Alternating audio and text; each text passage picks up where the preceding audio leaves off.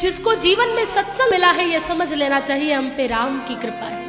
और जिसको जीवन में दुख मिले उस पर तो भगवान की विशेष कृपा है, क्योंकि अगर दुखों का पहाड़ न टूटता, दुखों से अगर चोट खाई न होती, दुखों से अगर चोट खाई न होती, तुम्हारी प्रभु याद आई न होती। अगर भगवान किसी से कुछ छीन लेता है तो उसे बहुत कुछ देना चाहता है, ये सच्चाई है। अगर दुख नहीं आए जीवन में तो फिर सुख की अनुभूति कैसे होगी, उस सुख सागर से रिश्ता कैसे जुड़ेगा, फिर तो हम संसारी जीव संसार में ही भटकते रहेंगे। तो जो परमात्मा का जो सबसे प्रिय होता है वो परमात्मा उसे ज़्यादा दिन सुखी नहीं रखता। इसलिए भक्तों की बहुत परीक्षा होती है। किसी ने मुझे कहा, दीदी जितनी भी देखो भक्तों की परीक्षा क्यों होती है? जो पुण्यात्मा लोग हैं उनकी ज़्यादा परीक्षा होती है, वो ज़्यादा उनको परीक्षाएं देनी पड़ती हैं, कष्ट भोगने पड़ते हैं, बार बार उनके जीवन में दुख और कठिनाइयाँ आती हैं। ऐसा क्यों? तो आप सब ने परम भक्त कुंती माता का नाम तो सुना होगा। कुंती के जीवन में कितने दुख आए, विपत्तियां कितनी आई। जन्म लेते ही दूसरे राजा के पास गोद दे दी गई। प्रथा से कुंती भोज राजा के पास पहुंची, कुंती बन गई। कुंती भोज राजा ने गोद ले लिया, अपने माता पिता से विलग हो गई।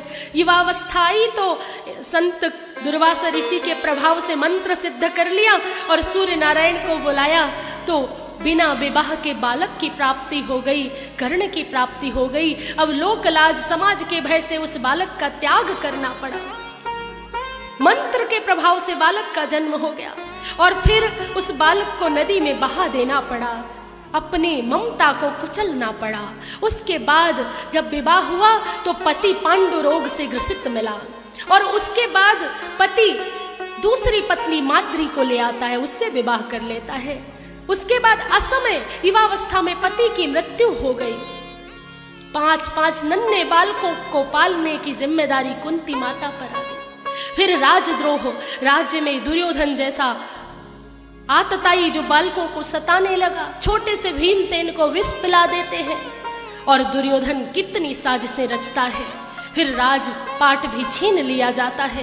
पूरे जीवन कष्ट झेलती रही कुंती माता, पर प्रभु ने जब कहा कि बुआ कुछ मांग लो, जब पहचान गई हो कि मैं भगवान हूँ तो कुछ मांग लो, तो कुंती माता से भगवान ने जब मांगने को कहा तो कुंती ने आंचल फैला दिया और कहा, नाथ मुझे कुछ नहीं चाहिए, अगर तुम मुझे कुछ देना ही चाहते हो तो मेरी जिंदगी में दुनिया भर के दुख दे दो, मेरी झोली में तुम कष्ट डाल दो, दुख डाल दो, क्योंकि मैं जानती हूँ जब दुख होते हैं तो तुम साथ रहते हो और जब सुख आते हैं तो तुम साथ छोड़कर चले जाते हो। जब तक लाक्षागृह में बालकों को जलाया गया, जब तक परीक्षाएं होती रहीं, अज्ञातवास के समय भी आप हमेशा साथ खड़े रहे। और आज जब युद्ध जीत कर मेरे पुत्र हस्तिनापुर के राजा बन गए तो आप द्वारिकापुरी जाने की बात कर रहे हैं। इसलिए मुझे पता चल गया कि दुख में तुम साथ रहते हो, सुख में तुम साथ छोड़ देते हो, इसलिए मुझे दुख ही दे दो ताकि तुम याद रहो।